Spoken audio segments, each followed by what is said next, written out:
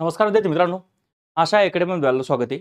बघा, आपण आजच्या व्हिडिओमध्ये मार्गदर्शक तत्वामधील कलम 44 मधील मार्गदर्शक तत्व ते म्हणजे समान नागरिक कायदा म्हणजे युनिफॉर्म सिव्हिल कोड हे शिकणार आहोत. आपल्या ॲपवर म्हणजे आशा अकॅडमी ॲपवर पॉलिटीची स्वतंत्र बॅच चालू आहे. 581 रुपयाचा तो कोर्स आहे. त्यामध्ये पॉलिटीचा सर्व सिलेबस कव्हर केला आहे. त्याच कोर्समधील एक व्हिडिओ मी इथे अपलोड करत आहे. आता समान नागरिक कायद्याचा व्हिडिओ अपलोड करण्यामागे एक मेन कारण असं आहे की आपल्या सिलेबसचा हा एक महत्त्वाचा मुद्दा आहे. आयोगाने त्याला स्पेशल मेन्शन केलंय आणि त्यावर आयोगाने भरपूर प्रश्न विचारले. त्यामुळे परीक्षेसाठी हा आपल्या महत्त्वाचा आहे.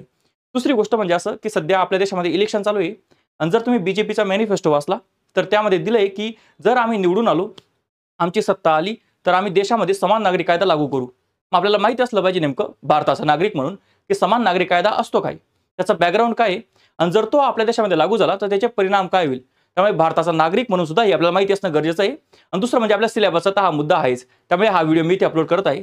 जर तुम्हाला हा व्हिडिओ आवडला आणि जर तुम्हाला यातून काही माहिती मिळाली, तुम्हाला नवीन गोष्टी माहिती पडल्या असतील तर जर तुम्हाला गरज असेल तर तुम्ही तो कोर्स विकत घेऊ शकता ॲपवर जाऊन, किंवा तुमच्या मित्रांना ज्यांना पॉलिटीच्या कोर्सची गरज आहे तुम्ही तो त्यांना सांगू शकतात. 581 रुपये फी आणि त्यामध्ये सर्व सिलेबस कव्हर केलेला आहे. तर आपण आता आजचा व्हिडिओ चालू करूया. त्याला आपण युनिफॉर्म सिव्हिल कोड असं म्हणतो. युनिफॉर्म म्हणजे सर्वांसाठी समान, सिव्हिल म्हणजे नागरी आणि कोड म्हणजे संहिता. कोडचा अर्थ काय असतो माहिती का? वेगवेगळ्या कायद्यांचा समूह. वेगवेगळ्या कायद्यांना एकत्र करणं त्याला म्हणतात कोडिफाय करणं. मग वेगवेगळ्या सिव्हिल कोडला एकत्र करून एकच सिव्हिल कोड बनवायचा जो संपूर्ण देशासाठी समान राहील त्याला आपण म्हणतो युनिफॉर्म सिव्हिल कोड. बघा, देशामध्ये दोन प्रकारचे कायदे असतात. एक म्हणजे सिव्हिल कायदे आणि दुसरं म्हणजे क्रिमिनल कायदे. मग आपल्या देशामध्ये हे जे क्रिमिनल कोड आहे ना त्याला आपण फौजदारी कायदा म्हणू. हा सर्वांसाठी समान आहे. मात्र जो सिव्हिल कोड आहे हा वेगवेगळ्या धर्मांसाठी वेगवेगळा आहे. मग आपण आपल्या देशासाठी एकरूप फौजदारी संहिता आणून ठेवलेली आहे. सर्वांसाठी एकच एकरूप फौजदारी संहिता आहे. क्रिमिनल कायदे सर्वांना समान असतात. मग सिव्हिल कायदे आपल्याला सर्वांना समान करायचे आहेत. हे धर्मावाईज वेगवेगळे आहेत. जेव्हा आपल्या घटना समितीमध्ये डिबेट चालू होती तेव्हा घटनाकारांमध्ये दोन लोक होते. एक म्हणजे बाबासाहेब आंबेडकर आणि दुसरे म्हणजे पंडित जवाहरलाल नेहरू. हे दोन्ही लोक युनिफॉर्म सिव्हिल कोडच्या बाजूचे व्यक्ती होते. पण बाकी घटनाकारांनी त्याला काय केला होता? अपोज केला होता. त्यांचं मत असं होतं की आपण जे डॉक्युमेंट तयार करतोय म्हणजे घटना तयार करतोय ही देशाच्या राज्यकर्त्यांसाठी किंवा देशामध्ये राज्य चालवण्यासाठी तयार करतोय. ही कोणाच्या धर्मामध्ये हस्तक्षेप करण्यासाठी आपण काही धार्मिक डॉक्युमेंट तयार करत नाही. त्यामुळे धर्मांच्या गोष्टींपासून आपण दूर राहिलं पाहिजे असं काही लोकांचं मत होतं. काही लोकांचं मत असं सुद्धा होतं की आपण इतका आपला डायव्हर्स देश आहे, आपण आपल्या देशाला म्हणतो की विविधतेत एकता आहे. आपल्या देशामध्ये एवढी विविधता आहे, मग कोणाच्या धार्मिक अधिकाराला आपण हनन करणं काही बरोबर नाही. आणि काही लोकांचं मत असं होतं की आपण एवढ्या विविधतेमध्ये एक कायदा तयारच करू शकत नाही जो की सर्वांसाठी राहील. संपूर्ण देशासाठी एकच कायदा करणं काही योग्य नाही किंवा ते आपण करू शकत नाही असं काही लोकांचं मत होतं.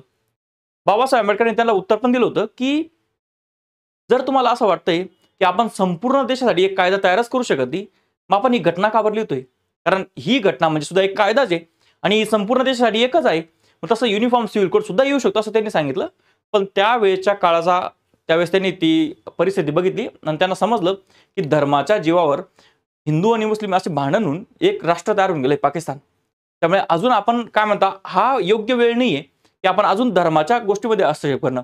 ऑलरेडी जेव्हा घटना समिती बसली होती तेव्हा कत्तली चालू होत्या हिंदू मुस्लिम यांच्या, कांता किंवा शीख लोकांच्या, प्रत्येक धर्माचे लोक त्यामध्ये होते. जनरली या कत्तलीत धर्माच्या आधारावर म्हणण्यापेक्षा भौगोलिक आधारावर जास्ती होत्या, कारण पाकिस्तान वेगळा होऊन गेला होता. मग अजून धार्मिक गोष्टींमध्ये हस्तक्षेप करणं त्यावेळेला काही योग्य नव्हतं. मग घटना समितीने काय केलं, ही जी तरतूद आहे युनिफॉर्म सिव्हिल कोडची ती कुठे टाकून दिली? मार्गदर्शक तत्वामध्ये टाकून दिली. म्हणजे त्यांची काय अपेक्षा होती की जेव्हा योग्य वेळ येईल तेव्हा भविष्यामधलं सरकार काय आणेल देशामध्ये युनिफॉर्म सिव्हिल कोड आणेल अशी त्यांची अपेक्षा होती. आणि म्हणून त्यांनी काय केलं, ती तरतूद कुठे टाकून दिली? मार्गदर्शक तत्वामध्ये टाकून दिली. आता हे जे सिव्हिल मॅटर असतं ना हे पर्सनल कायद्यामध्ये येत असतात. दोन प्रकारचे कायदे असतात. एक असतो पर्सनल लॉ, त्याला आपण वैयक्तिक कायदा म्हणतो, आणि दुसरा असतो पब्लिक लॉ. पब्लिक लॉला आपण सार्वजनिक कायदा म्हणतो. पर्सनल लॉ म्हणजे दोन लोकांमधल्या भांडणी किंवा दोन लोकांमधले मॅटर यामध्ये येत असतात. जसं बघा, एखाद्या घरामध्ये नवरा आणि बायको यांच्या लग्नासंबंधीचा एखादं मॅटर आहे, ते काय झालं? पर्सनल मॅटर, ते पर्सनल लॉ मध्ये आलं.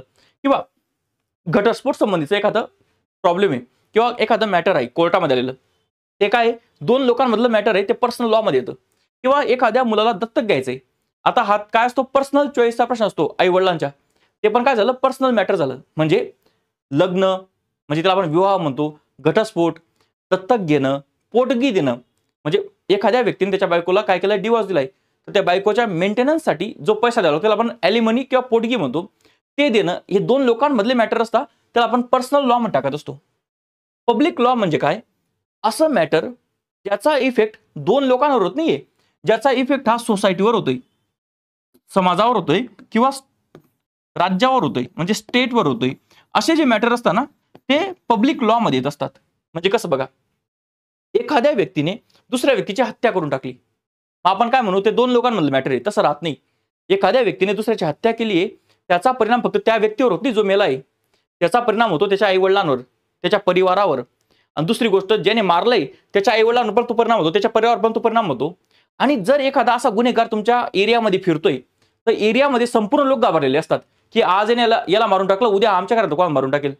त्याच्यामुळे ही जी भीती असते ही संपूर्ण समाजावर प्रभाव टाकत असते. मग हत्या म्हणजे मर्डर, चोरी, ह्या ज्या गोष्टी असतात ना, या पब्लिक लॉच्या अंडर येतात, कारण त्याचा इफेक्ट हा पूर्णपणे स्टेटवर होतो किंवा समाजावर होतो. मग आपल्या देशामध्ये हे जे पब्लिक लॉ आहे ना, हे सर्वांसाठी समान आहेत. म्हणजे कसं की एखाद्या व्यक्तीने, समजा तो मुस्लिम धर्माचा व्यक्ती, त्याने हत्या केली, तर आपण ती सेम शिक्षा होईल जी एका हिंदू व्यक्तीने हत्या केल्यावर होईल. या बाबतीत आपलं सरकार किंवा आपला कायदा असा भेदभाव करत नाही की मुसलमानाने हत्या केली का हिंदूने हत्या केली, सर्वांना कायदा समान लागू होतो. मग सिव्हिल कोड मधला जो पर्सनल लॉ आहे, याच्यामध्ये प्रॉब्लेम आहे आपल्याला. पर्सनल लॉ कसं आहे माहिती का, एखाद्या हिंदू व्यक्तीने त्याच्या बायकोला डिवोर्स दिला, तर त्या महिलेसाठी वेगळा कायदा आहे. आणि एखाद्या मुस्लिम व्यक्तीने त्याच्या बायकोला डिवोर्स दिला, त्यासाठी वेगळा कायदा आहे. एखाद्या ख्रिश्चन व्यक्तीने त्याच्या बायकोला डिवोर्स दिला, त्यासाठी वेगळा कायदा आहे. एखाद्या पारसी व्यक्तीने त्याच्या बायकोला डिवोर्स दिला, त्यासाठी वेगळा कायदा आहे. मग हे जे पर्सनल लॉ आहेत, आणि आदिवासींमध्ये अजून वेगळ्या प्रथा आहेत, मग हे जे पर्सनल लॉ आहे यांना एकत्र करायचं काम आपल्याला करायचं आहे कलम 44 नुसार, असं घटनेने सांगितलेलं आहे. म्हणजे युनिफॉर्म सिव्हिल कोड मध्ये काय आहे, जे पर्सनल लॉ आहेत त्यांना एकत्र करून एक संहिता तयार करायची आहे संपूर्ण देशासाठी, असं काम आपल्याला करायचं आहे. मग पहिले आपण या पॉईंटचा एक गोष्ट सुरुवात करू, ते म्हणजे कलमने. एकरूप नागरी संहिता, युनिफॉर्म सिव्हिल कोड. घटनेमध्ये कलम 44 मध्ये ते देऊन ठेवले बघा, 4 आणि 4 सारखा दिसतोय का नाही, मग त्यामुळे इथे काय समान. मग समान नागरी कायदा कलम 44 मध्ये ही कलम विसरायचं काम नाही, याच्यावर आयोगाने भरपूरदा प्रश्न विचारलेले आहेत. एकरूप नागरी संहिता ही एक अशी तरतूद आहे ज्याद्वारे प्रत्येक मोठ्या धार्मिक समुदायाचे धर्मग्रंथ आणि सामाजिक परंपरा यांच्यावर आधारलेल्या वैयक्तिक कायद्यांच्या जागी, म्हणजे पर्सनल लॉच्या जागी, देशातील सर्व नागरिकांना लागू होईल असा एकच सामायिक संच असावा. वैयक्तिक कायदा हा सार्वजनिक कायद्यापासून वेगळा असतो. त्याच्यामध्ये विवाह, घटस्फोट, वारसा हक्क, दत्तक घेणे किंवा पोटगी यासारख्या विषयांचा समावेश असतो. भारताच्या घटनेने कलम 44 अन्वये राज्य संस्थेवर एकरूप नागरी संहिता तयार करण्याचे कर्तव्य टाकलेलं आहे. गोवा हे एकरूप नागरी संहिता असलेले भारतातील एकमेव राज्य आहे. आता ते चुकीचं होऊन गेलं, आता 2 राज्य आपल्या देशामध्ये. पहिलं राज्य गोवा आहे. पहिलं राज्य कोणतं आहे? गोवा आहे. आतापर्यंत ते एकमेव राज्य होतं, कारण गोव्यावर राजवट कोणाची होती? पोर्तुगीजांची होती. पोर्तुगीज हे युरोपियन देशातून आलेले पहिले आक्रमणकारी होते आपल्या देशातले, आणि सर्वात शेवटी सुद्धा ते सोडून गेले होते 1960ला 61ला गोवा आपल्या काय झाला, मुक्त केला आपण. म्हणजे 1947ला भारत पूर्ण स्वतंत्र झाला होता, पण गोवा झालेला नव्हता. गोवा 1961ला झाला. मग त्या गोव्यामध्ये पोर्तुगीज लोकांचं शासन होतं, आणि त्यांचाच जो कायदा होता तो राहून गेला. त्यामध्ये तो कायदा काय होता? पोर्तुगीज सिव्हिल कोड 1867चा. मग आता गोव्यामध्ये एखादा हिंदू व्यक्ती आहे किंवा मुस्लिम व्यक्ती आहे, का ख्रिश्चन व्यक्ती, कोणताही व्यक्ती राहू द्या, कोणत्याही धर्माचा, त्याला त्याच्या धर्मातले कायदे लागू पडत नाही. त्याला कोणते कायदे लागू पडतात? ते म्हणजे पोर्तुगीज सिव्हिल कोडचे.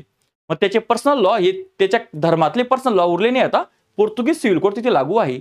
मग गोवा हे पहिलं राज्य आहे भारतामध्ये आलेलं जे काय ज्याच्यामध्ये युनिफॉर्म सिव्हिल कोड आहे. पोर्तुगीज सिव्हिल कोड तिथे चालत असतो. आता जर समजा मोदी सरकारने प्रॉमिस केलंय आणि त्यांचं सरकार येऊन गेलं आणि त्यांनी जर तो कायदा तयार केला, तो काय राहील? मग इंडियन सिव्हिल कोड असा राहील तो, किंवा भारतीय नागरी संहिता त्याचं नाव राहील. पण आता सध्या ते काय चालू आहे? पोर्तुगीज सिव्हिल कोड.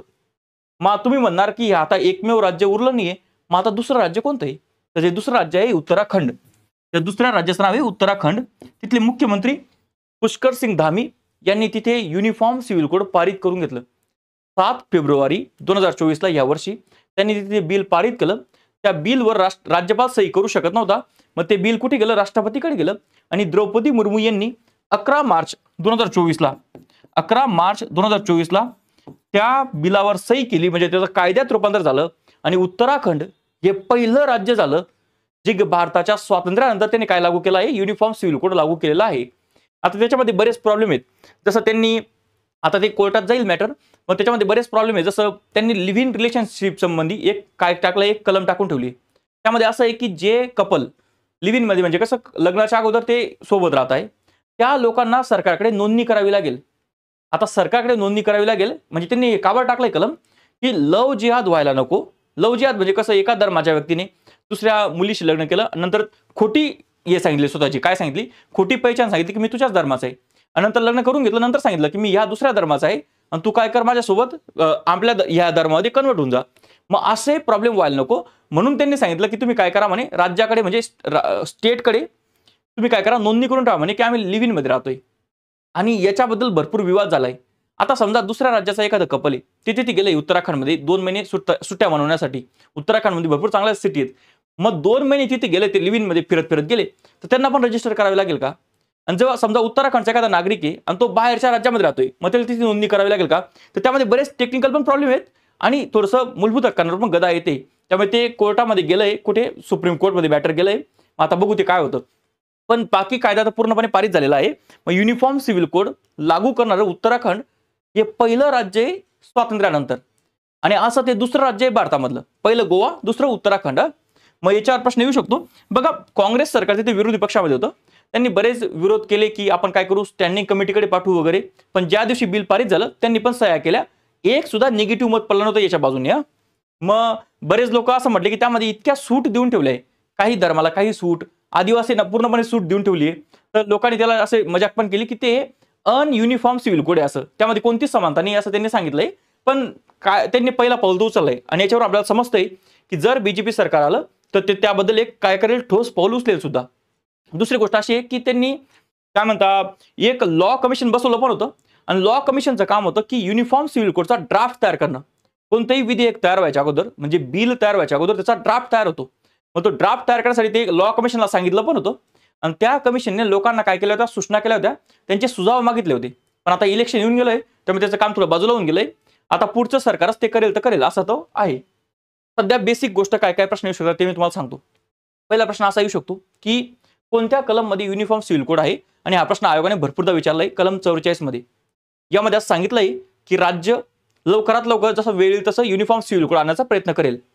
दुसरा प्रश्न असा येऊ शकतो की कोणत्या राज्यामध्ये काय आहे युनिफॉर्म सिव्हिल कोड आहे, तर ते गोवा हे पहिलं राज्य होतं त्यामध्ये युनिफॉर्म सिव्हिल कोड पहिल्यापासून लागू आहे. आता करंटमध्ये याच्यावर प्रश्न येऊ शकतो की कोणत्या राज्याने युनिफॉर्म सिव्हिल कोडचं बिल पारित केलंय, तर ते आहे उत्तराखंड. आणि ते तारीख विचारू शकतात, 11 मार्च 2024ला त्यावर सही करून त्या विधेयकाचं कायद्यामध्ये रूपांतर झालेलं आहे. राष्ट्रपतींनी सही त्याच्यावर केलेली आहे.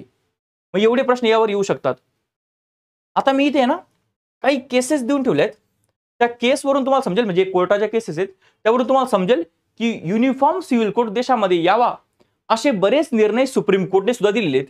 या ज्या पहिल्या 3 केसेस आहेत या भारताच्या सुप्रीम कोर्टने दिलेल्या केसेस आहेत, आणि याच्यामध्ये सुप्रीम कोर्टने सांगितलंय की देशामध्ये काय आला पाहिजे, युनिफॉर्म सिव्हिल कोड आला पाहिजे, आणि त्यासाठी सरकारने पावलं पण उचलले पाहिजे. बरोबर. आणि ही जी चौथी केस आहे ही पाकिस्तान मधली केस आहे. ती थोडंसं वेगळ्या अँगलने मी तुम्हाला सांगणार, तिचा भारताच्या कंटेक्सशी संबंध आहे, पण पर्सनल लॉशी तिचा संबंध आहे.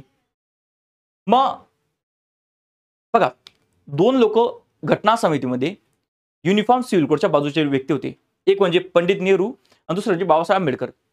पण गोष्ट अशी झाली की युनिफॉर्म सिव्हिल कोड काही येणं शक्य नव्हतं. मग आता यांनी असं ठरवलं, म्हणजे की यांचं असं मत पडलं की आपण काय करू, एक एक धर्मामध्ये सुधारणा करायला सुरुवात करू. आता युनिफॉर्म सिव्हिल कोड येऊन सर्वात जास्त फायदा कोणाला होईल, तो जास्तीत जास्त फायदा, जनरली फायदा सर्वांना होईल, पण जास्तीचा फायदा हा महिलांना होईल. कारण जे पण हे पर्सनल कायदे धर्माचे, ते असं दिसून येतं की ते महिलांना काय करताय, महिलांवर अन्याय करणारे ते कायदे आहेत. मग यांचा फायदा महिलांना जास्त होणार होता. आणि मी तुम्ही एक वाक्य फेमस ऐकलं असणार की बाबासाहेब आंबेडकरांचं ते वाक्य की कोणत्या समाजाची प्रगती किती झाली एखाद्या, ही मी कसं समजेल, त्यातल्या महिला किती प्रगतीशील आहे किंवा त्या महिलांची किती प्रगती झाली. तर तसंही तर त्यांचं मत असं होतं की कमीत कमी आपण एक एक धर्माला तरी सुरुवात करू. मग हिंदू धर्मामध्ये सुधारणा करण्यासाठी आपण काय करूया, आपण हिंदू कोड बिल आणूया. आता हा हिंदू कोड बिल काय करत होता, जे सिव्हिल मॅटर आहेत त्या सिव्हिल मॅटरांचा कायद्यांचा एक संच तयार करणार होता. म्हणजे हिंदू कोड बिल यायच्या अगोदर, हिंदू कोड बिल पारित झालेलं नव्हतं बरं, त्याच्या आता पण पारित झालं नाही ते, त्याच्या अगोदर जे परिस्थिती होती त्यामध्ये असं होतं की हिंदू धर्मामध्ये कसं होतं माहिती का, एका पुरुषाचं महिलेशी लग्न झालं तर त्या लग्नाला डिझॉल्व्ह करायची पद्धतच नव्हती, म्हणजे घटस्फोट हा प्रश्न नव्हता. म्हणजे तुम्ही बघितलं, तुम्हाला माहितीच आहे की हिंदू धर्मामध्ये लग्न हे 7 जन्मासाठी असतं, त्यामुळे ते मिटायचं कामच नव्हतं. पण त्यात प्रॉब्लेम काय होता, बरेच लग्न कसे व्हायचे, ते लहानपणीच होऊन जायचे. 7 वर्षाची मुलगी, 10 वर्षाचा मुलगा असे लग्न होऊन जायचे. आता त्या वयामध्ये काय समजणार आहे कोणाशी लग्न करायचं, काय करायचं. आणि समजा 20व्या वर्षी तो मुलगा दारू प्यायला लागून गेलाय, तर त्या महिलेवर तो अन्याय करतोय, मारतोय, तरी त्या महिलेकडे पर्याय राहायचा आणि डिवॉर्स घ्यायचा. मग अशा बरेच प्रॉब्लेमॅटिक गोष्टी होत्या, तर त्या सुधारणा करण्याच्या गरजेच्या होत्या. मग त्यामुळे हिंदू कोड बिल आणण्याचा प्रस्ताव होता कोणाचा, पंडित नेहरूंचा आणि बाबासाहेब आंबेडकरांचा. तुम्हाला माहिती आहे की आपली जी पहिली घटना समिती होती तीच आपली संसद होती. मग आता हिंदू कोड बिल हा कायदा पारित करायचा होता, ते विधेयक होतं. मग ते कोणाला पारित करायचं होतं, घटना समितीलाच पारित करायचं होतं. आणि पहिल्या अंतरिम सरकारमध्ये आपल्याला माहिती आहे की डॉक्टर बाबासाहेब आंबेडकर हे कायदा मंत्री होते. मग त्यांनी स्वतःच्या हाताने तो ड्राफ्ट तयार केला होता हिंदू कोड बिलचा, आणि तो फार क्रांतिकारक होता हिंदू महिलांच्या मुक्तीसाठी, समजा शोषणापासून. आता बऱ्याच लोकांना असं वाटतं की हे फक्त हिंदू धर्मामध्येच का दखल देतात, तसं नाहीये. हिंदू कोड बिल यामध्ये जो आता हिंदू शब्द आहे, त्या हिंदूमध्ये फक्त काही हिंदू धर्म येत नाही. हे जेवढे चारही कायदे आहेत जे की हिंदू कोड बिलचाच भाग आहे, हे सर्व कायदे हिंदूंना तर लागू आहेच, त्यासोबत बुद्धांना पण लागू आहेत, बुद्ध धर्माच्या लोकांना, जैन लोकांना पण लागू आहेत, शीख लोकांना पण लागू आहेत. म्हणजे हे जेवढे कायदे आहेत हे चारही धर्माला लागू पडतात, फक्त हिंदू धर्माला नाही. मग बाबासाहेब आंबेडकरांनी स्वतः ते काय केला, तो ड्राफ्ट तयार केला. पण पंडित नेहरू काही ते ड्राफ्ट मांडायला तयार नव्हते, म्हणजे त्यांची इच्छा असून सुद्धा त्या सरकारमध्ये पण लोक त्याच्या विरुद्ध होते. राजेंद्र प्रसादांसारखे काही लोक होते जे नाही म्हणत होते हे बिल पारित व्हावं असं. आणि घटना समिती म्हणजे जी की संसद होती तिथे लोक ऐकायला तयार नव्हते की हा बिल पारित करावा असं. आणि पंडित नेहरूंचं असं मत होतं की आपण काही निवडलेलं सरकार नाहीये, बरोबर आहे का नाही, आपली काही निवडलेली संसद नाहीये. त्यामुळे लोकांच्या संबंधी आपण एवढा मोठा कायदा करतोय, तर लोकांना आपण सांगितलं पाहिजे की आम्ही असा कायदा करतोय, आणि आपल्याला लोकांच्या बिहाफवर असं हे करणं काही योग्य नाही. मग बाबासाहेब आंबेडकरांचं मत असं होतं की जर आपण हा कायदा पारित करू शकत नाही, 27 सप्टेंबरला त्यांनी राजीनामा दिला होता 1951 मध्ये, तर जर आपण हा कायदा पारित करू शकत नाही तर मी ते राहून काही फायदा नाही. त्यांनी बरेच पत्र लिहिले पंडित नेहरूंना, पण ते काही राजकीय गोष्टीमध्ये ते काही शक्य होत नव्हतं. पंडित नेहरूंना पार्टीमधून इतका विरोध होता की ते काही शक्य होत नव्हतं. मग बाबासाहेब आंबेडकरांनी राजीनामा देऊन टाकला 27 सप्टेंबर 1951ला. आणि त्यांनी पत्र लिहून सांगितलं त्यांना की तुम्ही टाळाटाळ केली आणि या अधिवेशनामध्ये पारित झालं नाही, म्हणजे पुढच्या अधिवेशनाला तर शक्यच नाही ते, कारण इलेक्शन येऊन जाईल. मग त्यामुळे त्यांनी राजीनामा देऊन टाकला तिथून. आणि मी बाबासाहेब आंबेडकरचं आत्मचरित्र वाचलंय. त्यांनी स्वतःचं काही कधी त्यांना टाइम भेटला नाही आत्मचरित्र लिहायला, पण त्यांचे पत्र आणि इतर गोष्टी दुसऱ्या लोकांनी ते लिहून ठेवले. त्यात त्यांनी असं लिहून ठेवलंय की मला डायबिटीज होऊन गेली होती आणि माझे पाय चालू देत नव्हते, मला पायांमध्ये भरपूर त्रास व्हायचा. पण मी याच्यामुळे राजीनामा दिला नाही की माझ्यावर कामाचा लोड जास्त होता, मी याच्यामुळे निराश झालो म्हणे की हे बिल पारित झालं नाही. कामाचा मला कंटाळा आला नव्हता, जरी माझी तब्येत खराब होती, पण मी निराश होऊन गेलो म्हणे की हे पारित होत नाही, म्हणून मला ते काय त्या मंत्रिमंडळात थांबणं काही योग्य वाटलं नाही, आणि म्हणून मी काय केलं म्हणे राजीनामा दिला. मग पंडित नेहरूंनी काय केलं, पुढच्या इलेक्शनच्या कॅम्पेनमध्ये संपूर्ण देशात कॅम्पेन करताना त्यांनी सांगितलं की मी असा कायदा आणणार आहे आणि तुम्हाला मान्य असेल तर मला मतदान करा असं. आणि काँग्रेसशिवाय दुसरी कोणती पार्टी नव्हती. मग काँग्रेसने ऐतिहासिक बहुमत घेतलं आणि ते सरकारमध्ये आले. तरी सुद्धा हिंदू कोड बिल हे बिल पारित होत नव्हतं. मग त्यांनी थोडीशी हुशारी केली पंडित नेहरूंनी. त्यांनी काय केलं, त्या एका बिलचे 4 तुकडे करून टाकले आणि त्या 4 तुकड्यांना वेगवेगळ्या कायद्यांमध्ये काय केलं, पारित केलं. जसं हिंदू मॅरेज ऍक्ट 1955, त्यानंतर Hindu succession act 1956, the Hindu minority and guardianship act 1956, the Hindu adoptions and maintenance act 1956. आता हे चारही कायदे म्हणजे काय, हिंदू कोड बिलचे 4 तुकडे होते. आणि ह्या बिलांनी म्हणजे ह्या कायद्यांनी ऐतिहासिक बदल होऊन गेला. कशामध्ये, काय म्हणता, महिलांच्या स्थितीमध्ये. आणि याचं श्रेय आपण पंडित नेहरूंना आणि बाबासाहेब आंबेडकरांना दिलं पाहिजे. आणि हे जे कायदे ते फक्त हिंदू धर्माला लागू नाही आहेत, बुद्ध धर्माला म्हणजे बौद्ध धर्माला पण लागू आहे, जैन धर्माला पण लागू आहे आणि शीख धर्माला पण लागू आहेत. मग आता हे कायदे जर या 4 धर्माला लागू आहेत, तर उरलेले 3 मेजर धर्म कोणते आपल्या देशातले, ते म्हणजे ख्रिश्चन धर्म, मुस्लिम धर्म आणि कोणता एक पारसी धर्म. त्यासाठी वेगळे कायदे आहेत. ते कायदे मी इथे नावं लिहून ठेवले बघा. मुस्लिम धर्मासाठी जो लग्नासंबंधीचा कायदा आहे किंवा इतर जे वैयक्तिक कायद्यासंबंधी, घटस्फोटच्या संबंधी, पण लग्न, त्यानंतर इतर दत्तक वगैरे या संबंधीचे जे कायदे आहेत, दत्तक घेता येत नाही मुस्लिम धर्मामध्ये, ते जे कायदे ते कोणते बघा. मुस्लिम पर्सनल लॉ शरियत ऍप्लिकेशन ऍक्ट 1937. आणि दुसरा एक लग्न मोडण्यासंबंधी जो कायदा तो कोणता आहे, dissolution of Muslim marriage act 1939. हे मुस्लिम धर्माचे पर्सनल लॉ आहेत. ख्रिश्चन धर्मासाठी 3 कायदे आहेत. एक म्हणजे इंडियन ख्रिश्चन मॅरेज ऍक्ट 1872, दुसरा आहे इंडियन डिवोर्स ऍक्ट 1869. हा याचा आधी नाव काय होतं माहिती का? इंडियन ख्रिश्चन डिवोर्स ऍक्ट 1869, पण 2001 मध्ये याचं नाव बदलून टाकलंय.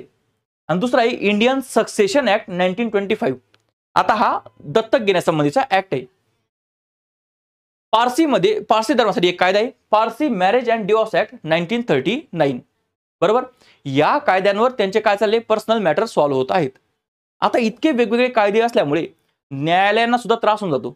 मग युनिफॉर्म सिव्हिल कोड आणण्याचा एक फायदा असा पण होईल की हे सर्व कायदे एकच होऊन जातील आणि त्यामुळे न्यायालयांना सुद्धा निर्णय देणं थोडंसं सोपं होऊन जाईल.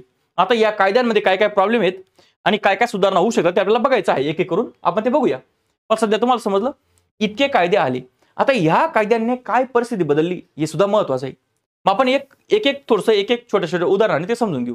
बघा, समजा 1940 मधली एखादी महिला आहे, हिंदू महिला समजा, तिचं नाव समजा राणी नाव आहे समजा, आणि एक दुसरी महिला आहे जी या कायद्यानंतरची महिला आहे समजा 1960ची. 1960च्या दशकामधली एखादी महिला आहे समजा, तिचं नाव आहे पौर्णिमा. आता या दोन महिलांच्या स्थितीमध्ये काय बदलले तुम्हाला मी समजून सांगतो. पहिले बघू आपण द हिंदू मॅरेज ऍक्ट 1955. आता हा हिंदू मॅरेज ऍक्ट काय सांगतो माहिती का? याच्यामध्ये लग्नाची नोंदणी म्हणजे विवाहाची नोंदणी आणि घटस्फोटच्या तरतुदी देऊन ठेवलेल्या आहेत. जसं बघा, मी तुम्हाला सांगितलं हा कायदा यायच्या अगोदर हिंदू महिला आणि हिंदू पुरुष यांचं एकदा लग्न होऊन गेलं ते 7 जन्मासाठी त्यांचे काय होऊन जायचे, लग्न होऊन जायचं.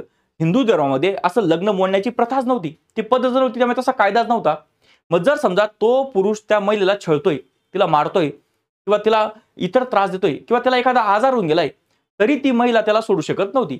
आणि तुम्ही बघा त्यावेळेस बाल लग्नाची प्रथा फार जास्त होती, बालविवाहाची. त्यामुळे बऱ्याच महिलांचं लग्न असं होऊन गेलं होतं की त्यांना माहीत सुद्धा राहायचं नाही की आपला नवरा हा होणार आहे. म्हणजे त्यांच्या इच्छेच्या विरुद्ध ते लग्न झालंय. आई वडिलांनी निर्णय घेतलाय आणि त्या निर्णयामुळे तिला आयुष्यभर काय करावं लागायचं, सफर करावं लागायचं. एखाद्या बाबतीत पुरुषाचं पण तसं होऊ शकतं, पण त्यावेळेसची खरं सांगितलं तर पुरुष प्रधान संस्कृती इतकी प्रबळ होती, तर पुरुषांचं एवढं हे होणं अवघड होतं की त्यांना एवढं छळलं जाऊ शकतं. महिलांची जास्त त्रासदायक परिस्थिती होती. पण त्या महिलाला डिवॉर्स घेता यायचा नाही, कारण डिवॉर्सचा कोणता कायदाच नव्हता, डिवॉर्सची पद्धतच नव्हती. मग अशा वेळेस काय व्हायचं, तो पुरुषला सोडून ती महिला चालायची तिच्या माहेरी. अशा वेळेस तिचे बाळ तिच्याकडे राहून जायचे. कधी कधी त्या बाळांचा खर्च कोण उचलेल, ती कसं जगेल. आणि एक महिला पुरुषाला समजा त्या पुरुषाने जरी तिला सोडून दिले तर तिच्याकडे समाजाची बघण्याची दृष्टी अशी राहायची की हिच्यामध्ये काही प्रॉब्लेम असेल, त्याच्याने तिचं पूर्ण आयुष्य खराब होऊन जायचं. बरोबर. मग या गोष्टींमध्ये सुधारणा झाली या कायद्यामुळे. या हिंदू मॅरेज ऍक्टमुळे लग्नाची पण नोंदणी व्हायला लागली या कायद्याच्या अंतर्गत, आणि या कायद्यानुसार विवाहाला सुद्धा मान्यता मिळाली, सॉरी घटस्फोटला सुद्धा मान्यता मिळून गेली. म्हणजे जर एखाद्या हिंदू महिलेवर अन्याय होतोय तर ती घटस्फोट घेऊ शकते ह्या कायद्याच्या आधारानुसार. आणि आज तुम्ही बघा देशामध्ये किती महिला घटस्फोट घेत आहे. आता घटस्फोट होणे काही चांगली गोष्ट नाहीये, पण आयुष्यभर जर आपण ते लग्न टिकूच शकत नाही, माशास वेगळं होऊन जाणं काय चुकीचं आहे. बरोबर आहे का नाही. आणि विवाह घटस्फोटसाठी त्यांनी वेगवेगळी कारणं पण देऊन ठेवलेत. काय काय कारण आहे बघा, जसं क्रुएल्टी म्हणजे तुमचा नवरा तुम्हाला मारतोय समजा, किंवा मेंटल डिसऑर्डर, किंवा समजा त्याला एखादा असा आजार आहे की जो आजार महिलेला सुद्धा होऊ शकतो, या इतर किंवा त्याने तुम्हाला धोका दिलाय. बरोबर. मग अशा ग्राउंडवरून, अशा मेरिट्सवरून तुम्ही काय करू शकता, म्हणजे महिला काय करू शकता, पुरुषाला डिवॉर्स देऊ शकता, पुरुष पण डिवॉर्स देऊ शकतात. म्हणजे त्या मागच्या परिस्थितीनुसार पुरुषाला पण डिवॉर्स देता यायचा नाही. पण तुम्ही बघा किती महिलांना याच्यामुळे फायदा होऊन गेला की त्यांना त्यांच्या मनानुसार थोडंसं अधिकार मिळाला. आणि याच्याने एक प्रमाण हे पण कमी होऊन गेलं की पुरुषाला एक जो हे होतं की मला सोडू शकत नाही, तो जो एक मनामधला हे होता ना न्यूनगंड, तो निघून गेला. त्यामुळे बरेच पुरुष चांगलं पण राहायला लागून गेले. मग या कायद्याने महिलांच्या जीवनामध्ये भरपूर आमूलाग्र बदल होऊन गेला. पुढचा कायदा बघू आपण, हिंदू सक्सेशन ऍक्ट 1956. आता समजा ही 1940ची राणी नावाची एक मुलगी, तिचे वडील समजा वारले, तिचे वडील वारले. आता तिच्या वडिलांची समजा संपत्ती 1 लाख रुपयाची, आणि आता हिचा भाऊ आहे समजा राजा नावाचा, तर हे 1 लाख रुपये राजाला भेटून जायचे. हिला या संपत्तीमधला काहीच वाटा भेटायचा नाही. किंवा यांची 1 एकर जमीन आहे समजा, तर या 1 एकर जमीनमधला कोणताच वाटा राणीला भेटायचा आणि सर्व राजाला भेटून जायचा. बाकी राणीला मग हा साडी घेऊन द्यायचा किंवा इतर गोष्टी घेऊन द्यायचा, पण त्याच्या बहिणीला कोणताच वाटा भेटायचा नाही. पण आता 1960 मध्ये जर समजा या पौर्णिमाचा एखादा भाऊ आहे राहुल नावाचा, आणि हिच्या वडिलांची 1 एकर जमीन आहे आणि ते जर वारले समजा, तर या 1 एकर जमिनीचे 2 हिस्से पडतात. अर्धा हिस्सा राहुलला, अर्धा हिस्सा पौर्णिमाला. याला म्हणतात हिंदू सक्सेशन ऍक्ट. म्हणजे हिंदू सक्सेशन ऍक्टने एक पुरुष वारस आणि एक महिला वारस या दोघांना समान अधिकार मिळून गेले. मग आपण एक आमूलाग्र बदल होता. आणि एक साधी गोष्ट आहे, मला अजून समजलं नाही की मानव सभ्यतेला 3-4 हजार वर्ष लागून गेली या साध्या गोष्टी समजायला. एखादा व्यक्ती एखाद्या घरामध्ये जन्माला येतोय, तो पुरुष जन्माला येईल का महिला जन्माला येईल त्याच्या हातात राहत नाही. आता मी मुलगा म्हणून जन्मालो, याच्यात मी कोणताच तीर मारला नाही. जन्माला येऊन गेलो, बरोबर आहे का नाही. महिला म्हणून जन्माला म्हणजे तिने कोणता मोठा अपराध केलेला नाहीये, तरी हे दोन लोकांना समान समजलं जात नव्हतं इथपर्यंत. पण या कायद्याने त्यामध्ये सुद्धा बदल होऊन गेला. पुढे the Hindu minority and guardianship act. आता हा कायदा पण थोडासा महत्वाचा आहे. या कायद्याने पण बराच बदल होऊन गेला. काय बदल झाला बघा, तुम्हाला सांगतो मी. जर समजा या राणी नावाचा एक हस्बंड आहे, समजा त्याचं नाव समजा आपण काहीतरी ठेवून देऊ, मेहुल नावाचा त्याचा नवरा आहे समजा. आता हा मेहुल आणि राणी यांचा एक मुलगा आहे समजा, का 2-3 वर्षाची यांना एक मुलगी आहे समजा, तिचं नाव आहे समजा नेहा. आता काही कारणाने मेहुलचा मृत्यू होऊन गेला. आता या नेहाची जबाबदारी कोणावर येईल? राणीवर यायला पाहिजे का नाही? आणि तिचा खरा पालक कोण आहे? राणीजी. मग वडील जर वारले तर तिची जबाबदारी कोणाच्या हातात आली पाहिजे? राणीच्या हातात आली पाहिजे. तसं व्हायचं नाही. तिची जबाबदारी समजा या मेहुलला लहान भाऊ आहे समजा राहुल, या मेहुलचा लहान भाऊ आहे राहुल, तर काय होऊन जायचं माहिती का?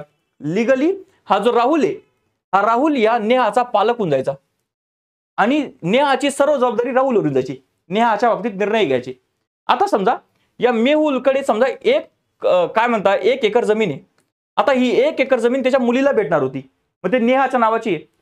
उद्या या राहुलला असं वाटलं की ही 1 एकर जमीन विकून देऊ, आणि तो काय सांगायचा लोकांना की मी ही जमीन विकून या नेहासाठीच काहीतरी दुसऱ्या गोष्टी करतोय, कपडे घेतोय किंवा तिला घर बांधून देतोय.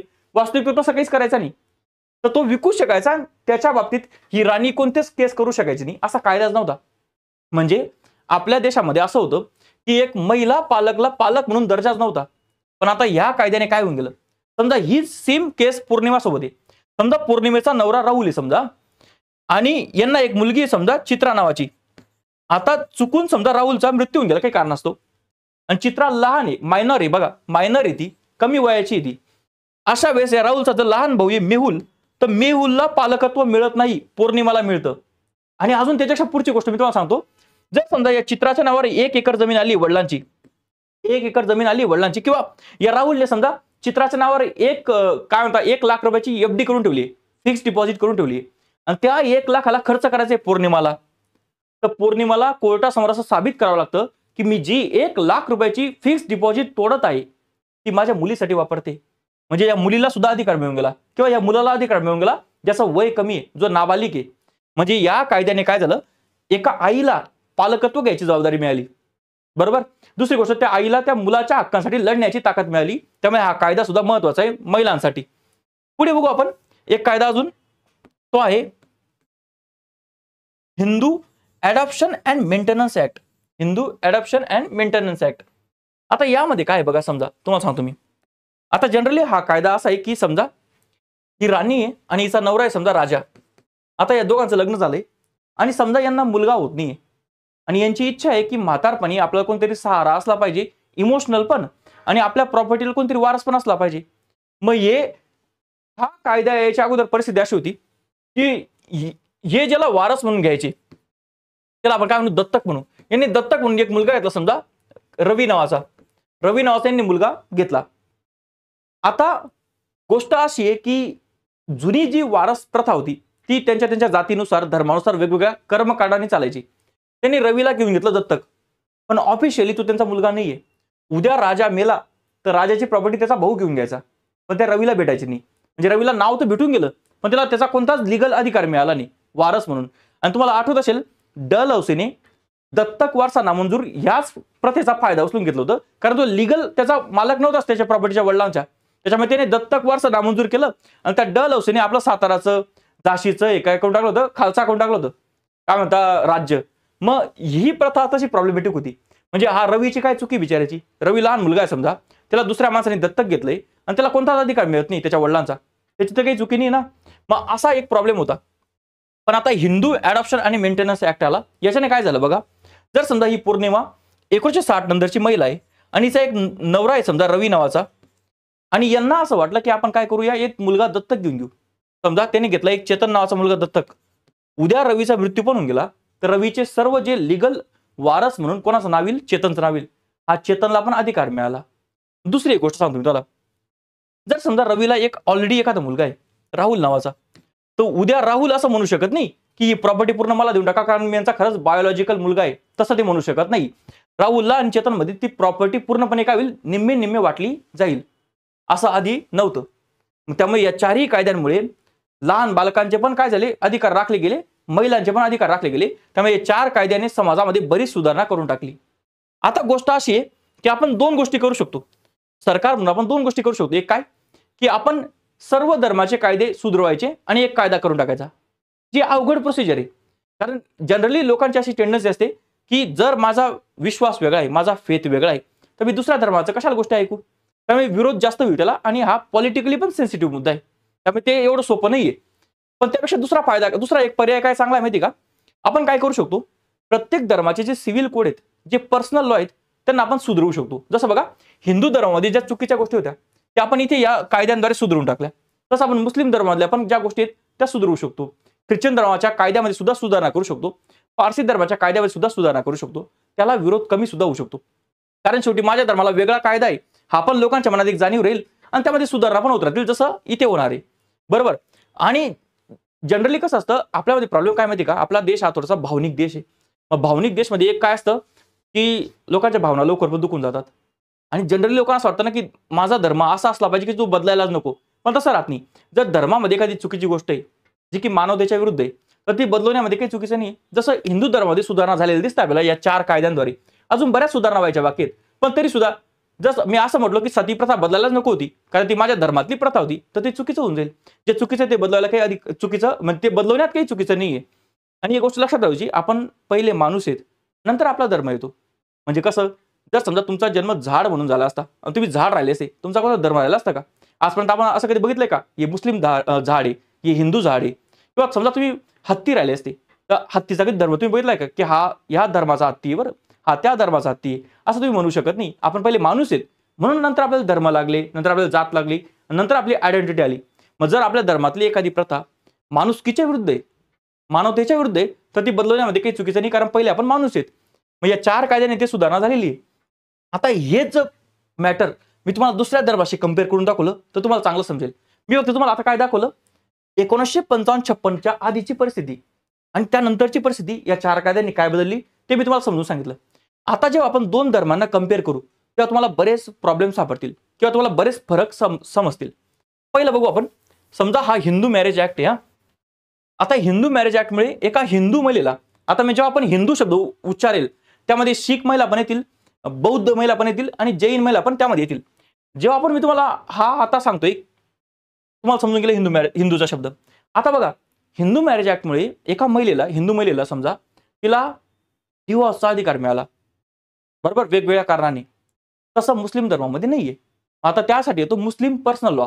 त्यासाठी काय येतो, हा मुस्लिम पर्सनल लॉ, याच्याने लग्न होतंय आणि हा डिझॉल्युशन ऑफ मुस्लिम मॅरेज ऍक्ट, याच्याने काय होतंय, डिव्होर्स होतोय. आता इथे कसं असतं माहिती का, या कायद्यानुसार पोटगी घेणं हा त्या महिलेचा पूर्ण अधिकार आहे. म्हणजे जर नवऱ्याने तिला सोडून दिलंय आणि त्या महिलेकडे एक समजा लहान बाळ पण त्यांनी देऊन दिलंय, अशा वेळेस डिव्होर्स दिल्यानंतर सुद्धा त्या पुरुषाला त्या महिलेची काळजी घ्यावी लागते आणि पोटगी द्यावी लागते. तसं मुस्लिमांसाठी नाहीये. मुस्लिम धर्मामध्ये तिथे कसं पद्धती बघा, तुम्हाला सांगतो मी. जो तलाक शब्द आहे ना, हा तलाक शब्द फक्त पुरुषांसाठी.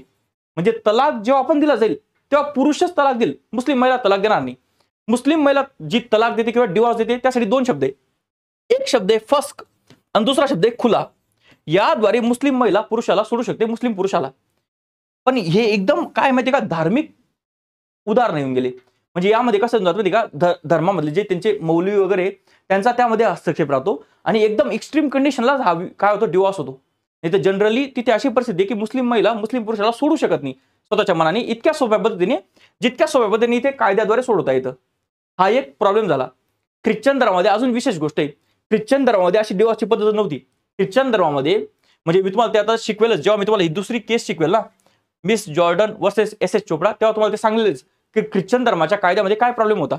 पण पहिला पॉईंट तुम्हाला एवढं समजला की नेमकं काय होतंय, की एक पुरुष महिलेला तलाक देऊ शकतो, महिला तेवढ्या सोप्या पद्धतीने मुस्लिम पुरुषाला म्हणजे नवऱ्याला तलाक देऊ शकत नाही.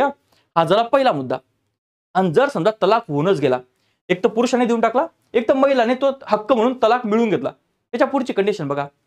मुस्लिम महिलांच्या बाबतीत अशी कंडिशन आहे, हिंदूंच्या बाबतीत काय होतं की हिंदू महिलेला पूर्ण वेळ पोटगी मिळेल, खर्च मिळेल, म्हणजे मेंटेनन्स मिळेल. तसं मुस्लिम महिलेचं नाही. मुस्लिम धर्मामध्ये काय माहिती का, मुस्लिम धर्मामध्ये असं दिलंय, जोपर्यंत इद्दतचा पिरियड आहे, इद्दतचा अर्थ काय असतो, 3 चंद्र महिने, लुनर मंथ म्हणतो आपण त्याला, 3 चंद्र महिने एवढ्या कालावधीत, म्हणजे 3 महिन्यापर्यंत इद्दतच्या पिरियडपर्यंत तो जो पुरुष आहे, तिचा पूर्वीचा नवरा, तो तिची काळजी घेईल 3 महिने, आणि 3 महिन्यानंतर त्याची जबाबदारी संपून जाईल. आता केवढा मोठा अन्याय आहे समजा एखाद्या महिलेवर. आणि हे तुम्हाला कुठं सापडतं माहिती का, हे तुम्हाला या पहिल्या केसमध्ये सापडतं. मोहम्मद अहमद खान वर्सेस शाहबानो बेगम केस 1985. ही एकदम फेमस केस आहे. आता तुम्हाला मी केसची थोडीशी डिटेल माहिती सांगतो किंवा बेसिक माहिती सांगतो. बघा काय आहे माहिती का, हे जे अहमद खान साहेब आहेत, हे MP मध्ये हायकोर्टमध्ये वकील होते, आणि त्यांनी जवळपास 40 वर्ष त्यांचं लग्न चालू होतं शाहबानो बेगम यांच्याबरोबर. 40 वर्षानंतर 1978 मध्ये त्यांनी काय केलं माहिती का, शाहबानो यांना डिवोर्स देऊन टाकला. त्यांना 5 मुलं पण होती, आणि यांनी दुसऱ्या एका तरुण मुलीसोबत त्यावेळेस लग्न करून घेतलं. आता शाहबानो यांना त्यांनी काय केलं, फक्त 3 महिन्यापर्यंत काय दिली, ती जे मेंटेनन्स आहे इद्दतच्या पिरियडपर्यंत तेवढी मेंटेनन्स दिलं, आणि नंतर नाही सांगून दिलं. आता एवढ्या वयस्कर महिला या कुठून काय म्हणतात कमवणार आहे, कुठून पोट भरणार आहेत. मग यांनी काय केलं माहिती का, लोअर कोर्टमध्ये अपील केली, म्हणजे इंदोर हायकोर्टमध्ये किंवा लोअर कोर्टमध्ये त्यांनी काय केली, अपील केली. आणि त्या अपीलमध्ये त्या कोर्टाने निर्णय दिला की त्यांना ते स्वतः काही कमवू शकत नाही.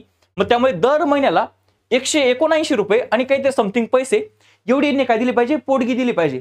मग आता हे तर वकील होते हायकोर्टचे, मग यांनी काय केलं, सुप्रीम कोर्टमध्ये अपील केली की माझ्या धर्मामध्ये जे सांगून ठेवलंय, काय सांगून ठेवलंय की मी इद्दतच्या महिन्यापर्यंत, म्हणजे 3 महिने मी काय करू शकतो, इद्दतच्या पिरियडपर्यंत मेंटेनन्स दिला पाहिजे, तेवढा मी लिगली दिलाय, त्याच्यावरती तुम्ही माझ्या पर्सनल लॉला बदलवू शकत नाही. आता सुप्रीम कोर्टमध्ये मॅटर केलं, आणि मॅटर चाललं 7 वर्ष. समजा 78ला त्यांनी डिवोर्स दिलाय, आणि 1985ला निर्णय आलाय, म्हणजे 7 वर्ष त्या महिलेने लढली ती केस, आणि मोठी टर्निंग पॉईंट होती आपल्या केसमधली. आणि त्यावेळेस एक आपल्या देशातला एक चांगले सरन्यायाधीश भेटले होते, त्यांचं नाव होतं Y.V. चंद्रचूड. आता हे चंद्रचूड नाव फार फेमस आहे आपल्या देशामध्ये. तुम्हाला माहिती असेल की आपले आजचे जे आपले सरन्यायाधीश आहेत ते कोण आहेत, D.Y. चंद्रचूड. त्यांचे जे वडील होते Y.V. चंद्रचूड, हे त्यावेळेस सरन्यायाधीश होते. आपण बऱ्याचदा म्हणत नाही का की हे जे आपले सरन्यायाधीश आहे, हे सरकारविरुद्ध एवढे निर्णय कसं काय देत आहे, इलेक्ट्रॉल बॉन्डचा मुद्दा घ्या किंवा इतर मुद्दे घ्या, त्यांनी सरकारला, किंवा आता समजा ते इथल्या कोणता ते इथला मेयरच्या चंदीगडच्या मेयरमध्ये पण प्रॉब्लेम झाला इलेक्शनमध्ये, त्यांनी तो पण निकाल सरकारच्या विरुद्ध दिला. मग अशा केसेस आपल्याला समजतं की यार हे जे D.Y. चंद्रचूड एवढे कसं काय निर्णय देत आहे सरकारच्या विरुद्ध, त्याच्यापेक्षा अवघड निर्णय यांनी दिलाय Y.V. चंद्रचूड यांनी, त्यांच्या वडिलांनी. म्हणजे आता जे आपण म्हणतोय ना, BJP सर म्हणताय की आम्हाला या इलेक्शनमध्ये 400 जागा पाहिजे, त्याच्यापेक्षा जास्त जागा त्यावेळेस राजीव गांधी यांच्याकडे होत्या, आणि त्यावेळेस त्यांनी सरकारच्या विरुद्ध निकाल दिलाय. म्हणजे तुम्ही म्हणणार हा सरकारच्या विरुद्ध कसा निकाल आहे, सरकारच्या विरुद्ध निकाल कसा, तुम्हाला ते पुढे सांगेल मी. बघा काय झालं माहिती का, यांनी निकाल दिला Y.V. चंद्रचूड यांनी की हे जे अहमद खान आहे यांना त्यांच्या बायकोचा मेंटेनन्स घ्यावा लागेल, आणि त्यांनी कोणती कलमचा दाखला दिला, CRPC कलम 125. आता ही CRPC 125 कलम राज्यसभा मेन्सला आयोग दरवर्षी एकदा प्रश्न विचारतो यावर, म्हणजे याच्यावर 1 मार्क फिक्स आहे. पोटगी मिळणं त्याला आपण ॲलिमनी म्हणतो. आता हा ॲलिमनी शब्द इंग्लिशमध्ये पण आयोगाने विचारलेला आहे. तो अधिकार महिलेचा CRPC 125 मध्ये आहे. मग यांनी सांगितलं Y.V. चंद्रचूड यांनी की CRPC 125 ही कोणत्या धर्मामध्ये भेदभाव करत नाही, ती सर्व महिलांसाठी आहे, त्यामुळे तुम्ही काय दिली पाहिजे, पोटगी दिली पाहिजे म्हणे. आणि यांनी काय केलं, यांनी कुराण मधले वाक्य वाचून दाखवले की कुराण मध्ये असं सांगितलंच नाही म्हणे की 3 महिने फक्त मेंटेनन्स असलं पाहिजे. मग यांनी मुस्लिम पर्सनल लॉच्या वरती सुद्धा कुराणचे काही नियम लावले, आणि याच्यावर निर्णय येऊन गेला शाहबानो बेगम यांच्या बाजूने.